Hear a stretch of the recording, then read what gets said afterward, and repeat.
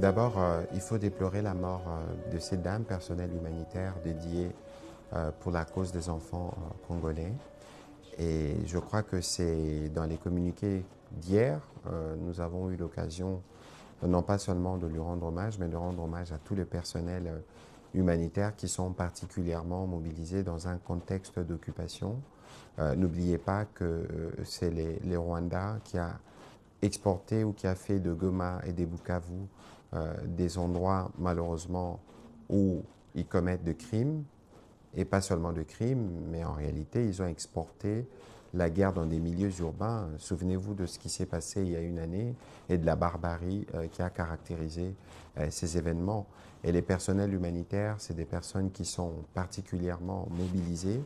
Et je crois que nous, aujourd'hui, nous sommes très mobilisés lorsque nous parlons notamment de l'ouverture de l'aéroport de Goma, parce que nous pensons qu'il faut intervenir très rapidement pour apporter l'appui nécessaire aux populations qui se trouvent là-bas. Et les personnels humanitaires, ce sont aussi ceux qui nous renseignent les mieux de tout ce qui s'y passe, notamment d'autres crimes, etc. Et donc nous, on a été particulièrement touchés par ces disparitions, mais aussi des autres compatriotes qui sont décédés sur le coup.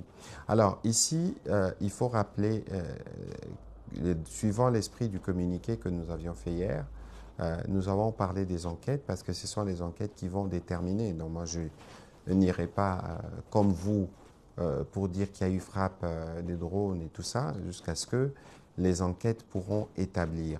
Mais nous savons aussi, et d'ailleurs, c'est Antonio Guterres qui le disait il y a quelques années, qui parlait des armes sophistiquées, qui parlait de tous ces dispositifs. Nous connaissons les méthodes du père et du fils, la violence avec laquelle ils opèrent, et donc il est important qu'à ces stades, on s'abstienne en attendant qu'une enquête vienne détailler, donner des détails de ce qu'il faut par rapport à ce qui s'est passé. Et pour le reste, nous qui sommes très engagés et respectueux du droit international humanitaire, ce n'est pas dans ce type d'action que nous pouvons aller alors que nous considérons, nous respectons le travail qui est fait par les humanitaires parce que c'est aussi ceux qui portent l'espoir pour nos populations qui vivent sous occupation.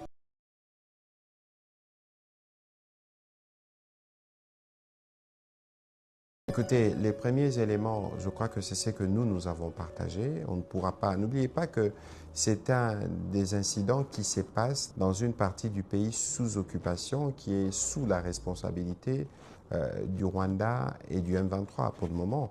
Et nous considérons, et c'est l'occasion de le rappeler, que la première condition qui permet un retour à la normale, c'est comme le stipule la résolution 2773, c'est le départ de troupes rwandaises et la sortie du fils ou du supplétif M23.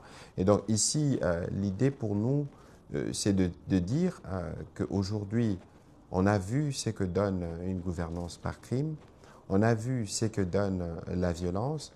Je pense que le temps est venu, en tout cas pour le Rwanda, de cesser de se dérober et de venir pleinement dans les cas du processus de paix pour que nous puissions appliquer ce qui avait été prévu et pour qu'ils quittent notre territoire avec les anges de la mort qu'ils traînent.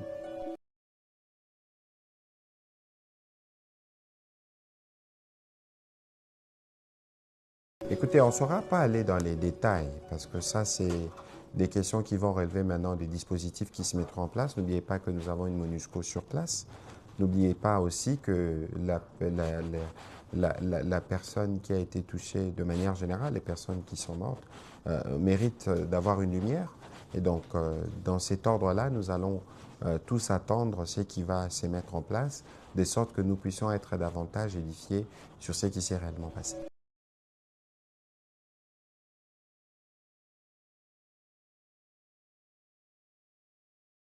Il n'y a rien d'intrigant. Nous connaissons les méthodes du père et du fils, la manipulation. Et d'ailleurs, j'ai vu des vidéos avec des camions, des personnes venant du Rwanda pour venir gonfler une manifestation en réalité qui n'en est pas une. De qui se moque-t-on?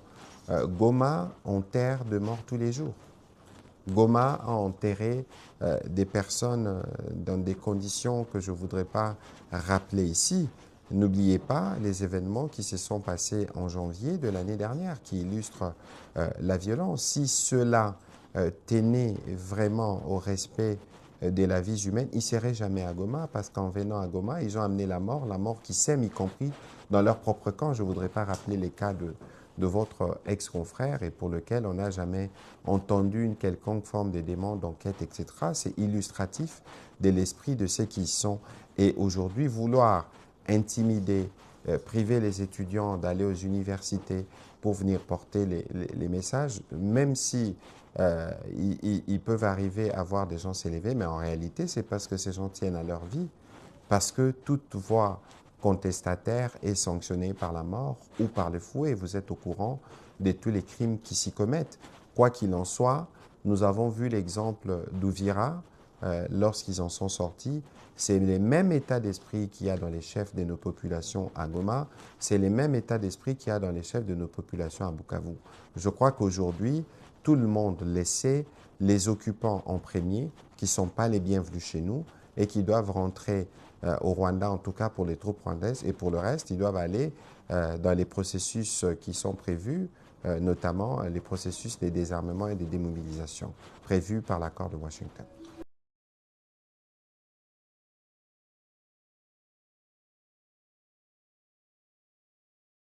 Écoutez, cette mort nous a tous émus et donc toutes les réactions internationales sont compréhensibles et évidemment rappellent la nécessité pour les uns et les autres de rester pleinement mobilisés pour que la paix puisse être restaurée parce que je crois que c'est la présence des troupes rwandaises dans la ville et des supplétifs du M23 qui représentent le véritable danger.